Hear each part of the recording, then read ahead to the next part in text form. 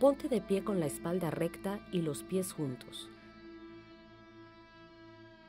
Inclínate hacia adelante y coloca tus manos en el suelo. Eleva tu cuerpo sosteniéndote de puntillas y coloca tus rodillas entre los brazos, justo debajo de las axilas.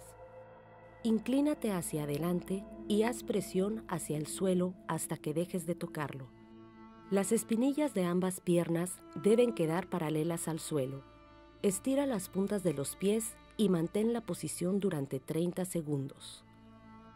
Lentamente, regresa a la posición inicial.